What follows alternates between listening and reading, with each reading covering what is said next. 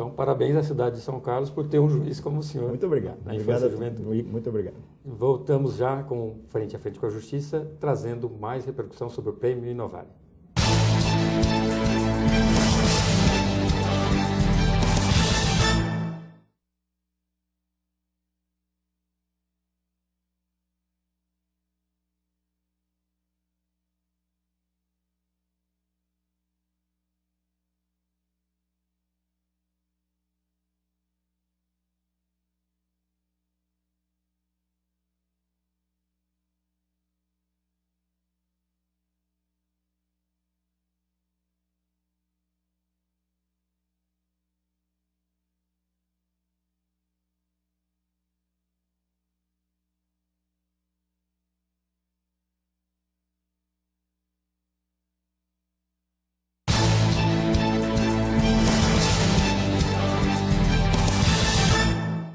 Estamos de volta com Frente a Frente com a Justiça, nessa oportunidade abordando sobre o tema Inovare.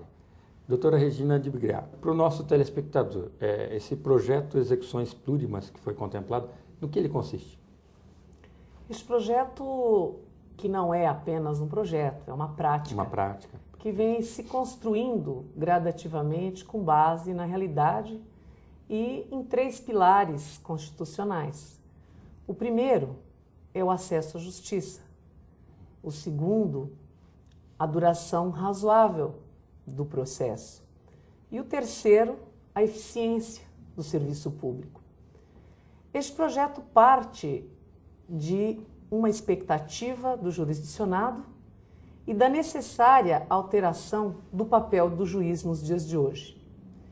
Eu digo alteração porque, até uma certa época, a sentença do juiz tinha, em sua maioria dos casos, a chamada autoridade da coisa julgada.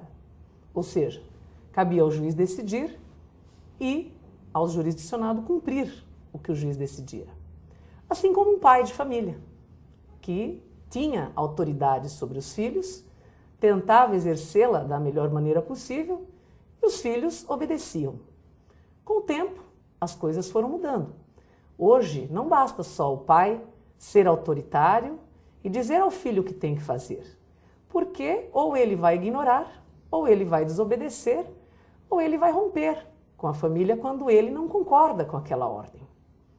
Na verdade, o papel do juiz hoje, além de decidir, é também fazer com que a sua decisão seja cumprida. Em alguns, ou diria até muitos casos, as decisões são cumpridas, mas em outros elas não são cumpridas por vários motivos. O primeiro deles é porque você não concorda com a decisão. Ela é imposta e você não concorda, você vai fazer o máximo para descumpri-la. Você vai protelar através de recursos, você vai fugir ao máximo do cumprimento. Outra é porque o cumprimento daquela decisão pode não ser a prioridade na sua vida, na sua administração financeira, nos seus bens. E outro motivo que eu posso elencar, além de vários outros, é que você não pode. Por mais que você tivesse a intenção de obedecer à sentença, de obedecer ao juiz, você não tem condição financeira. E este projeto, ele procura encontrar a viabilidade de fazer com que o executado, aquele condenado a pagar, cumpra a decisão do juiz, de uma forma participativa, utilizando os credores. Por que plurimas? Porque são ações que inicialmente começaram individualmente, mas que no final estão todas na mesma situação. São credores com um crédito constituído, mas sem receber espontaneamente do devedor. Como acontece no sistema tradicional?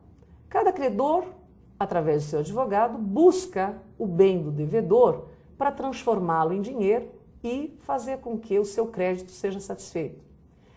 E isso, às vezes, causa uma confusão muito grande, porque é a luta para chegar primeiro. Quem chegar primeiro no bem do devedor o transforma em dinheiro através de leilão, através da venda do bem, e recebe o seu crédito. Com o projeto Execuções Plurimas, nós transformamos essa mentalidade individualista da execução e somamos os esforços como se fosse uma espécie de concurso de credores participativo. Ele não segue determinações do juiz, ele segue as deliberações dos próprios interessados. Vou lhe dar um exemplo. Se nós penhorarmos e leiloarmos um terreno de um devedor que tem 100 credores, e esse terreno, o custo dele, ou o preço dele, foi insuficiente para pagar a todos. Como então vamos fazer para dividir esse dinheiro dentre estes credores? Ao invés do juiz decidir quem recebe primeiro, se é aquele que tem uma ação mais antiga ou não, os credores em uma assembleia decidem como dividir o dinheiro. E não há uma regra, porque nós tivemos casos lá que já decidiram dividir proporcionalmente, outros em partes iguais, outros, os mais antigos foram recebendo e um teto foi fixado, e aí foi passando para o próximo da lista. E o que é mais importante, havendo este consenso, não há recursos, não há protelação, não há briga. Os advogados participam dessa decisão. E o juiz assume, então, o papel de administrador ou gerenciador dos processos em execução e mediador.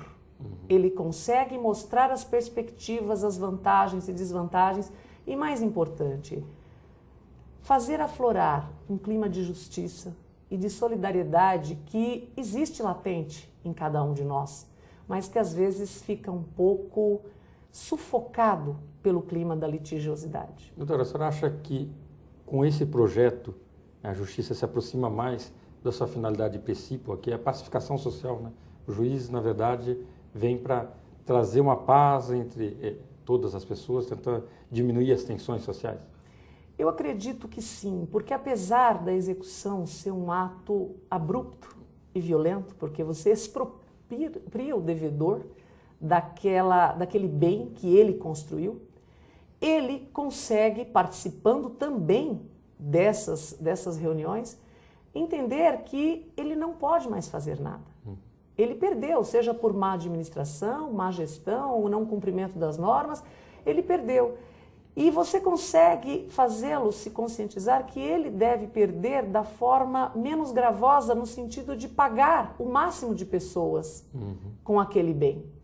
E se ele cooperar, aquele bem pode ser valorizado e vendido por um preço muito maior do que se ele lutar contra. Por quê? Porque quanto mais ele lutar contra a execução, mais tempo vai se levar, mais deteriorado estará o bem e menos ele terá valor e menos créditos ele irá saldar. Então, eu acho que talvez pacificação seria uma pretensão muito grande, mas eu acho que estaria mais próximo da conscientização de que, embora ele não concorde, embora o devedor não queira, é necessário pagar os créditos trabalhistas. E, se é necessário pagar, que seja feito da melhor forma possível e abrangendo o maior número de credores possível. Doutora Regina, queria parabenizar a senhora e abrir espaço para as considerações finais. Parabéns mesmo por esse projeto que teve um êxito reconhecido por uma instituição tão importante quanto a Inovare. Eu gostaria de dizer da importância do Prêmio Inovare para esse projeto, para essa prática.